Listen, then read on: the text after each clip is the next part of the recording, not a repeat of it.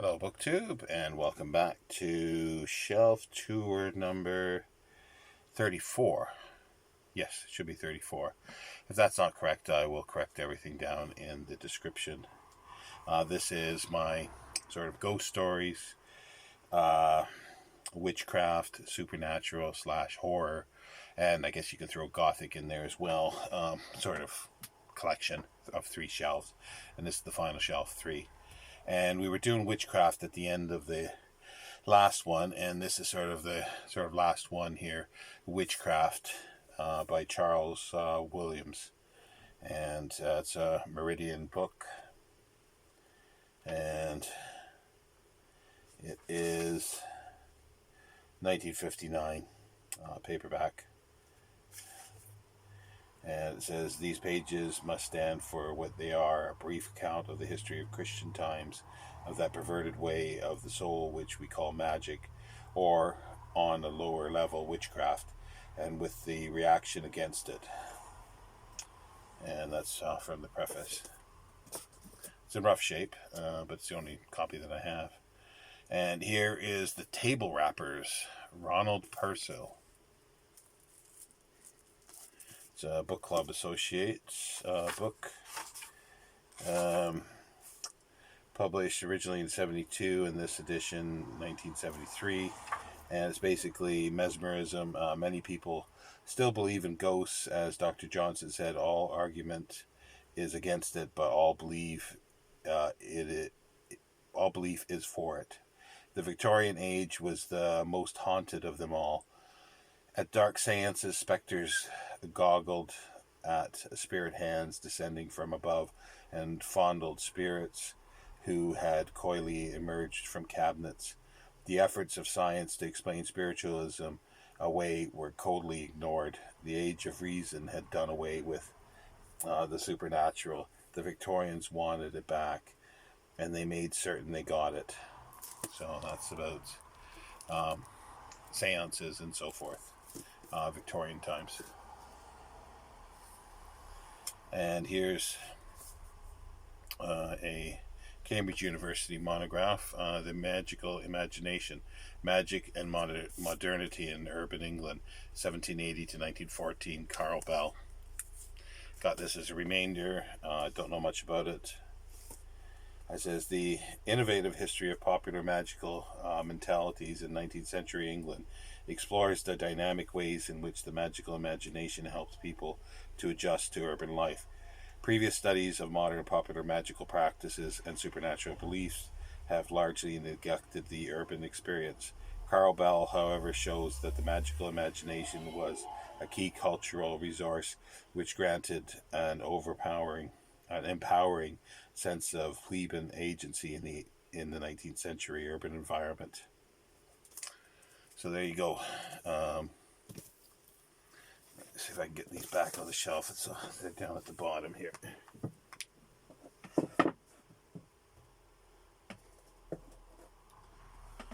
A history of Anglican exorcism.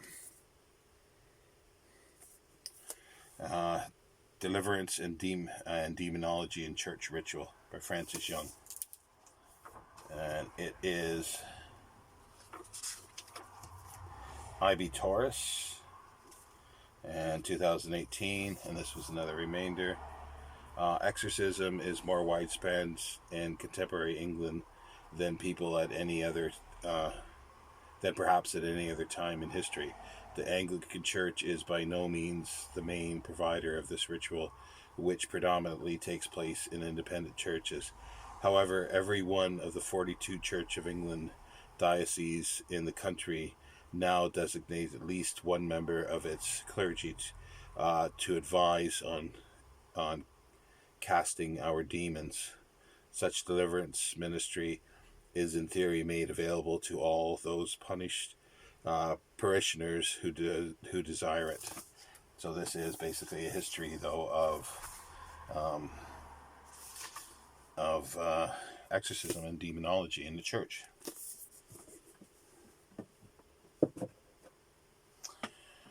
And this is Henry James and the Occult, The Great Extension by Martha Banta. and Indiana University Press, 1972. And I'll read from the flap here. Henry James remained aloof from the 20th century and its vogue for mediums and seances and its burgeoning society for psychical research. Yet even as the repudiated spiritualism,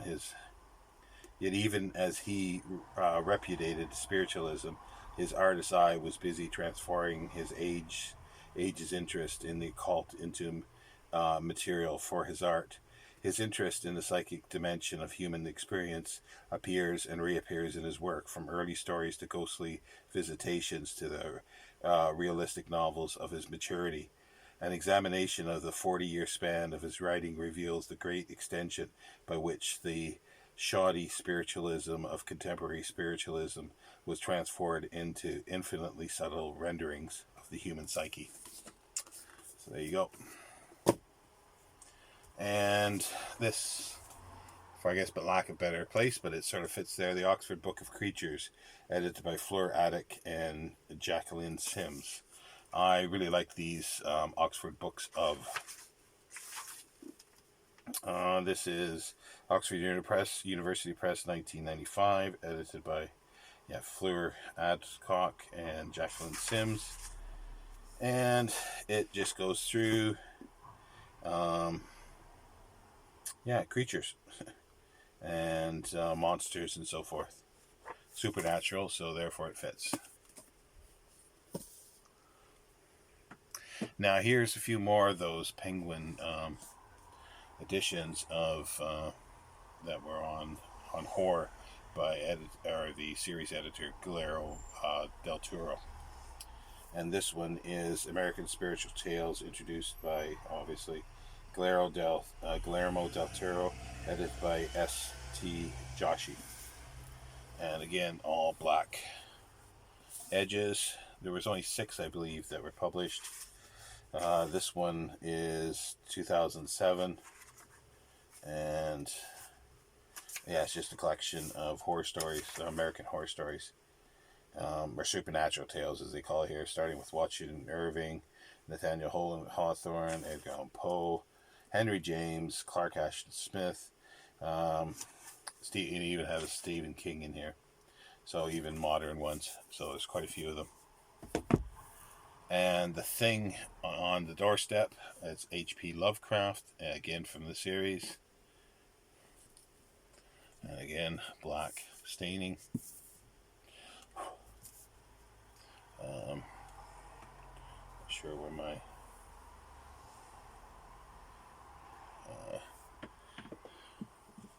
Not sure where my little brush is. I did have it here. I'll just blow it off. It's just a collection edited by S.T. Joshi, and it's just a collection of H.P. Lovecraft stories. And Haunted Castle by Ray Russell, complete Gothic stories of Ray Russell. This one is 2013. And there's a Poe one, but I think it's with the other Poe, or should be coming. Oh, there it is. So let's just do that together here. And The Raven, Edgar Allan Poe, Tales and Poems. Again, black staining. And it's just, The Raven, there's tales and there's some poems as well. Just a selection of. And here is the Everyman Library, the newer Everyman Library, complete stories of Edgar Allan Poe. The reflection off, there we go. That might work better.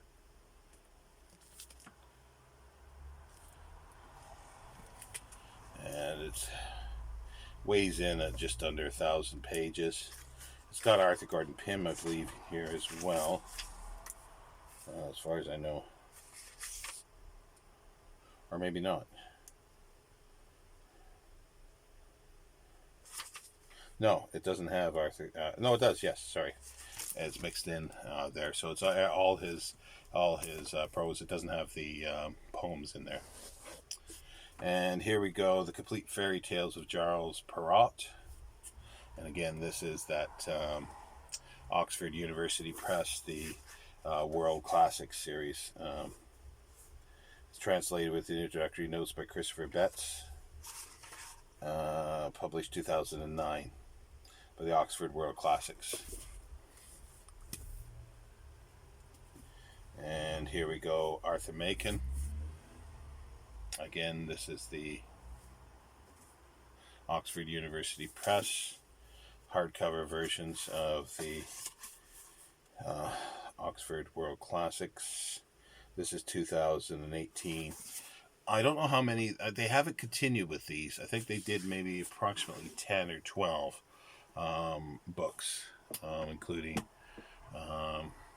War and Peace, Anna Karenina, Frankenstein, as we saw, and a few others. I can't remember exactly which ones now. Now, we get into some sort of gothic ones as well. Or other horror. Well, let's do this one first. This is an interesting series by the British Library that they have started. It's sort of the best horror books are selected. Well, this is Silver Bullets. It's classic werewolf stories selected by Eleanor Dobson. Now, this is 2017. And yeah, it's just a collection. But the series, there's a series of horror ones.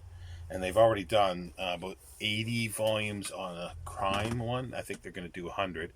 They've started a horror one, or it's horror in the title or something similar, maybe supernatural. But they've also started a science fiction one, which is really cool, which I'd like to get. I'd like to get this as well, and the rest of the crime ones also. Now, we got here Charles Robert Maturin, and we've got Malmuth the Wanderer, and this is a Penguin edition, obviously. It's 2000. And it says here, in a satanic bargain, Malmuth has sold his soul in exchange for immortality, and now preys on the helpless in their darkest moments, offering to ease their suffering if they will take his place and release him from his tortured wanderings. His story is pieced together by those who have glimpsed his eerie existence over the centuries, from a prisoner in the clutches of the Spanish Inquisition to a man incarcerated in London lunatic asylum. Violent, elusive, profound, and blockingly humorous. Malmuth the Wanderer was greatly admired by writers such as Balzac, Poe, Dostoevsky, and Oscar Wilde for its Baroque imagery and hallucinatory power. And then we've got Margaret Cavendish, The Blazing World and Other Writings, sort of gothic / horror. She was very prolific, wrote on many genres, some good, some not so good, apparently. But this is the Penguin version of these, and this is 2004. And then we've got The Castle of Otranto by Horace Walpole, and this is the Oxford World Classics. And so, edited and introductory notes by Nick Groom.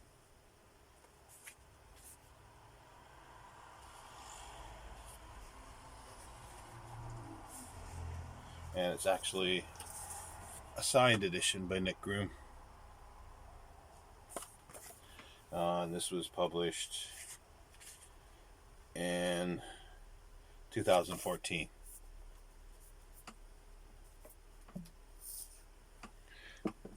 Now we get to Picture of Dorian Gray by Oscar Wilde, second edition of Norton Critical Editions, and everybody knows basically those is it's a complete text plus contemporary critical apparatus, either critical essays that were written at the time or reviews, and then now even more contemporary ones to now. And it's a very good introduction to the book itself. And then I've got a hardcover of picture of Dorian Gray from the 40s. It's a nice little, it's a London Unicorn Press, 1945.